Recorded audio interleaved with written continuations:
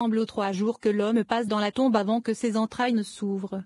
90. Au bout de 3 jours, la souillure de ses entrailles est répandue sur son visage, et il lui dit, « Prends ce que tu as mis en moi. Tu as mangé et bu tout le jour et tu n'as pas donné aux pauvres. Tous tes jours ont été comme des fêtes et des jours fériés, tandis que les pauvres avaient faim parce qu'ils ne mangeaient pas avec toi. Prenez ce que vous avez mis en moi. » C'est ce que sous-entend le verset « Et je répandrai du fumier sur vos visages » Malachie 2:2.3. Nous l'avons déjà expliqué. 91. Au bout de 3 jours, l'homme est jugé pour ses yeux, pour avoir regardé ce qui est interdit, pour ses mains, pour avoir fait ce qui est interdit, pour ses jambes, pour avoir commis le péché. Et il a été dit que cela durait jusqu'à 30 jours. Pendant ces 30 jours, la nefesh et le corps sont châtiés ensemble. Pour cette raison, l'âme reste à terre et ne monte pas à sa place, comme une femme qui reste à l'écart tous les jours de son impureté. Ensuite, l'âme monte et le corps pourrit dans la poussière, jusqu'au moment où le saint, béni soit-il, se réveille pour ressusciter les morts. 92. Et une voix s'élèvera dans le cimetière et dira, « Réveillez-vous et chantez, vous qui habitez dans la poussière, car votre rosée est comme la rosée des herbes, et la terre rejettera les ombres des morts. » Yeshaïa 26, 19. Quand cela se produira-t-il? Lorsque l'ange de la mort quittera le monde, comme le dit le verset, il détruira la mort pour toujours. Yeshaïa 25 2.8. Puisqu'il détruira la mort pour toujours, alors Hachem Elohim essuiera les larmes de tous les visages, et l'insulte de son peuple, il l'enlèvera de toute la terre. Ibidem. Il est ensuite écrit, et Hachem parla au poisson, qui vomit Jonas sur la terre ferme. Yona 2h11. 93. Puisque cette voix s'est levée du milieu des tombeaux, tous les tombeaux ont vomi les morts qui étaient en eux. C'est le sens de « déchassa les ombres des morts ». Et refins aussi guérir. Qu'est-ce que cela signifie? Cela signifie qu'il les vomira. Que sont les refins? Ce sont ceux qui ont reçu la guérison, ont été guéris et sont devenus comme ils étaient avant l'heure, et les os ont été guéris ensemble. Ils sont appelés refins. 94. Et si vous demandez pourquoi il est écrit, « Les ombres des morts ne se lèveront pas » Yeshaïa 26 2.14, il répond, « Certainement tous les habitants du monde guériront de même dans le cimetière, mais certains ressusciteront et d'autres non, à savoir, ceux qui ne croient pas eux et ne la résurrection. » À ce sujet, le verset dit, « Les ombres des morts ne se lèveront pas. » Heureuse est la portion d'Israël, au sujet de laquelle il est écrit, « Mon corps mort se lèvera » Ibidem 19. Et dans ce poisson, qui a englouti Jonas, j'ai trouvé des mots implicites qui peuvent guérir le monde entier, à savoir, ressusciter les morts, comme cela a été expliqué. 95. Ce poisson, lorsqu'il a avalé Jonas, est mort, et Jonas est resté en lui pendant 3 jours. Ensuite, il a été ramené à la vie et a vomi Jonas. Et nous avons parlé du verset, « Et Jonas pria Hachem, son Elohim, du ventre du poisson » Yona 2.2. Le mot poisson apparaît également dans le verset « Et le poisson qui était dans le fleuve mourut » Shemot 7h21. Ici aussi le poisson mourut. Et nous avons expliqué que, de la même manière, la terre d'Israël sera la première à se réveiller, c'est-à-dire qu'elle sera purifiée de tous les méchants, et comme le poisson de Jonas, elle se relèvera. Ensuite, et la terre rejettera les ombres des morts. Yeshaïa 26 2.19. Vomissant les morts et ils reventiront, comme il a été mentionné.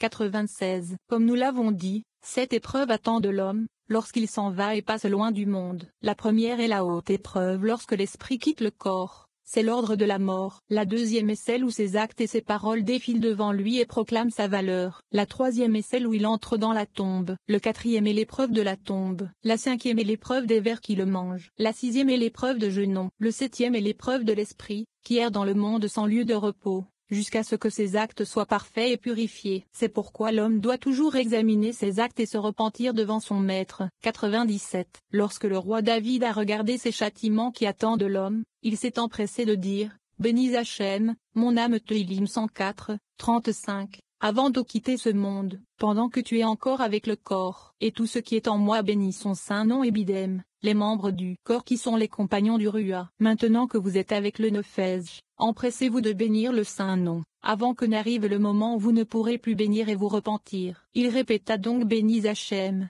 mon âme. » Alléluia. Ibidem. Les amis vinrent et embrassèrent sa tête. 8. Le livre du dessus et le livre du dessous. Rabbi Shia explique dans cette section la Torah écrite et cachée en haut et la Torah orale en bas. Il dit que lorsque Dieu a créé le monde, il l'a fait uniquement pour Israël afin qu'ils viennent et reçoivent la Torah. Par la Torah le monde a été créé et sur la Torah il persévère. L'homme qui étudie la Torah est sauvé de l'épreuve de ce monde, de l'épreuve de l'ange de la mort qui ne peut avoir de pouvoir sur lui, et de l'épreuve de Genon. La Torah d'en haut, qui est Shoma, est désigné comme un livre de souvenirs, le signe de la Sainte Alliance. La Torah d'en bas, qui est Malkout, est désigné comme le livre des comptes. La sagesse céleste est cachée dans le palais de la Torah supérieure, mais la sagesse est révélée dans la Torah inférieure lorsqu'on la déchiffre. 98. Rabbi Shia a ouvert la discussion avec le texte suivant. Prenez parmi vous une offrande à Hachem Shemot 35 2.5. Venez et voyez, lorsque le Saint, béni soit-il, a créé le monde, il l'a fait uniquement pour qu'Israël vienne et reçoive la Torah. Par la Torah, le monde a été créé et sur la Torah, il persévère. C'est la signification de si ce n'était pas mon alliance qui dure jour et nuit, je n'aurais pas établi les ordonnances du ciel et de la terre. Yeremia 33 2.25. La Torah est la durée de la vie dans ce monde et la durée de la vie dans le monde à venir. 99. Et celui qui étudie la Torah, c'est comme s'il travaillait dans le palais du Saint, béni soit-il, car le palais du Saint, béni soit-il, qui est Malkout, c'est la Torah, à savoir, la loi orale et le secret de la Malkouté. Et lorsqu'un homme étudie la Torah, le Saint, béni soit-il, se tient debout et écoute sa voix, comme il est dit, et Hachem a prêté l'oreille et l'a entendu. Malachie 3h16. Malachie 3h16. Cela sauve l'homme de 3 épreuves. L'épreuve de ce monde, l'épreuve de l'ange de la mort qui ne peut avoir de pouvoir sur lui, et l'épreuve de Genon. 100. Et un livre de souvenirs fut écrit bidem. Il demande, qu'est-ce qu'un livre de souvenirs? Et répond qu'il y a un livre en haut, qui est Shoma, et un livre en bas, qui est Malkout. Le livre du souvenir est le signe de l'alliance sainte, qui est Yesod, qui reçoit et rassemble à lui toute la vie d'en haut, tout le mochin supérieur. Le livre du souvenir est composé de 2 grades qui ne font qu'un. C'est le secret du nom de Yud-Vav. Le nom est un, à savoir Malkout. Yud-Vav est un, à savoir Zahir-Ampin. Ensemble, ils forment un seul mot. De la même manière, le livre du souvenir est un seul mot, bien qu'il comprenne 2 niveaux, Malkout et Yesod.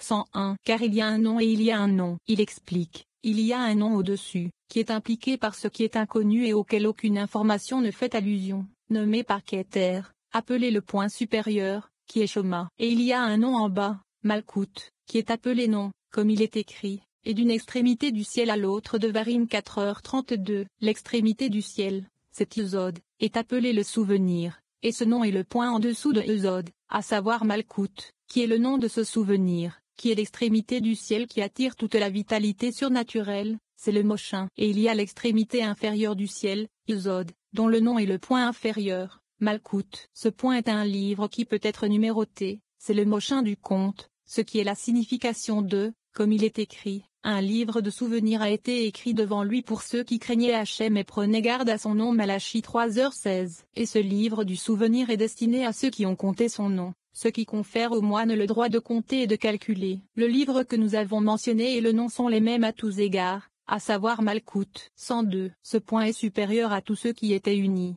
puisqu'il est situé au centre. Il explique que 6 extrémités, Israël, Saba et Tebouna, étaient unis dans le livre supérieur, qui est Shoma, et qu'il est au-dessus de 6 extrémités, les 6 chambres de Bria, ont été réunies dans le livre inférieur, qui est Malkout, qui est au-dessus d'elle. Il y a donc un livre supérieur et un livre inférieur, et tout est considéré comme de la Torah. 103. Il demande, quelle est la différence entre le livre supérieur et le livre inférieur, et répond, le livre supérieur est la loi écrite, qui est la Shoma supérieure, car elle est cachée et disponible seulement dans l'écriture. Ainsi, elle mérite d'être révélée, car il existe un endroit, Israël, Saba et Tebouna, où la Shoma peut être révélée en bas, dans le Malkout, et cet endroit est le monde à venir, Israël, Saba et Tebouna. Le livre inférieur est la Torah qui est appelée la loi orale. Par orale sont signifiés les chariots inférieurs, les 7 chambres de Bria, sur lesquelles Malkout se tient, comme il a été mentionné auparavant, et puisqu'ils ne font pas partie de l'écriture surnaturelle,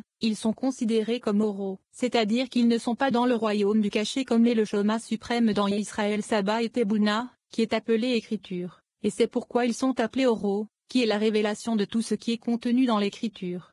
104. Et cette Torah est établie oralement, c'est-à-dire, sur 7 chambres qui sont sociétés anonymes bouches, par lesquelles le Shoma peut être révélé, car il est écrit, et de là, elle s'est séparée et s'est ramifiée en 4 courants. Bereshit 2h10. Pourquoi, du jardin Malkout, vers le bas commence le monde de la séparation, alors les 7 chambres de Bria sont déjà dans le monde de la séparation. C'est pourquoi le Malkout se tient sur eux, à savoir orally, au-dessus de la bouche, et la Torah surnaturelle, qui est le Shoma supérieur, bien qu'elle se tienne aussi sur ses chariots, Israël Sabbat et Tebouna, n'est pas appelée Torah au-dessus de l'écriture mais seulement Torah dans l'écriture car elle est au milieu de l'écriture. Et c'est écrit, Israël Sabbat et Tebouna, devient une chambre au-dessus du Shoma supérieur, qui se tient dans cette chambre, et y est cachée. C'est-à-dire que l'écriture, qui est Israël, Sabbat et Tebouna, est aussi le monde de l'Atsilu comme le Shoma supérieur, et c'est pourquoi l'écriture est considérée comme sa chambre, et elle est donc appelée, la Torah dans l'écriture et non la Torah au-dessus de l'écriture. 105. Mais la Torah inférieure, Malkout, est située sur son chariot et est littéralement appelée sur la bouche, car elle se tient sur elle. Elle n'est pas considérée comme la partie intérieure de l'écriture, c'est-à-dire que la Shoma qu'elle contient ne disparaît pas à cause des chambres, comme c'est le cas pour la Torah écrite, puisque l'écriture indique ce qui est caché, jusqu'à ce que quelqu'un vienne, lise l'écriture et l'expose, et la Shoma qu'elle contient est révélée dans les chambres et n'est plus un mystère. Par conséquent, les 7 chambres ne sont pas devenues une chambre à ce point, Malkout comme Israël Sabbat et Tebouna sont devenues une chambre au point supérieur, car une chambre signifie une couverture, et ceux-ci ne couvrent pas. Cependant, par eux-mêmes, ils sont également considérés comme des chambres, et comme Malkout se tient sur elle, elle est appelée une offrande. 9, 2 sur 100. Ici, Rabbi Shia explique le sens de l'expression offrande par élévation, c'est-à-dire la dîme de 2 parties sur 100. Chacune des 10 séphirotes comprend 10 séphirotes, ce qui fait donc 100. Pour élever Malkout, il faut l'élever avec son mari Ezod, donc ces 2 séphirotes sont appelées une offrande par élévation. 106. J'ai aussi entendu de la part du Saint luminaire, qu'est-ce qu'une offrande par élévation, Truma, c'est comme nous l'avons expliqué à propos de la mise à part de la contribution aux prêtres, à savoir 2, tri en araméen, par sur 100, mis en araméen, par, venez et voyez, tous ces grades sacrés qui font partie de la foi, dans laquelle le Saint, béni soit-il, se révèle, sont 10 grades, qui sont 10 dictons, ainsi que les 10 séphirotes, comme nous l'avons dit. Et ces 10 sont au nombre de 100, car chaque séphira comprend 10 séphirotes. Et lorsque nous devons soulever ce point inférieur, Malkout, nous ne devons pas la prendre seule, mais avec son mari Ezod, et ce sont 2 séphirotes, Ezod et Malkout, sur les 110, car elle ne doit jamais être séparée, mais unie à son mari. C'est pourquoi on l'appelle une offrande par élévation, terme inclusif, combinaison de Ezod et Malkout. 10. L'intention de la prière. Rabbi Shimon parle du secret de la prière, à savoir que lorsqu'un homme consacre son cœur et sa volonté à la prière, il modifie l'amendement supérieur. Nous entendons parler des parties de la prière, des bénédictions, de la position assise et de la position debout. On nous dit ensuite que lorsque le roi très saint, Zahir Ampin, atteint Malkout et qu'il s'embrasse, on peut demander n'importe quelle requête. Pendant les 3 dernières bénédictions, un homme doit souhaiter de tout son cœur et de toute sa volonté que les gens sur terre soient bénis par ces 3 bénédictions de la félicité secrète de l'union. Si un homme prie correctement, il est mis dans le faisceau de la vie dans ce monde et dans l'autre. Alors Dieu l'appelle paix. Plus tard, lorsqu'il quitte ce monde, son âme s'élève et fend tous les firmaments, il y entre, et 13 montagnes de baume pur s'ouvrent devant son âme. Rabbi Shimon dit que c'est la raison pour laquelle un homme qui met son cœur et sa volonté dans la prière est heureux. Rabbi Ozi dit que la compréhension est supérieure à la sagesse parce que la sagesse est contenue dans le cœur, qui se trouve dans Malkout. Mais un homme de compréhension existe à la fois en haut et en bas, et se comprend lui-même et comprend les autres. 107. Venez et voyez, chaque jour le crieur appelle tous les peuples du monde. Cela dépend de vous. C'est la signification de prenez parmi vous une offrande à Hachem Shemot 35 2.5. Et si vous trouvez cela difficile, alors celui qui a le cœur bien disposé, qu'il l'apporte ibidem. 108. Il demande, quel est le sens de qu'il l'amène, et répond, nous apprenons ici le sens de la prière, car lorsqu'un homme craint son Créateur et qu'il consacre son cœur et sa volonté à la prière, il forme un arrangement céleste, comme nous l'avons dit, d'abord par les chants et les louanges que les hauts anges disent en haut, et dans la série de louanges qu'Israël dit en bas. Malkout se part, et s'arrange comme une femme qui se part pour son mari. 109.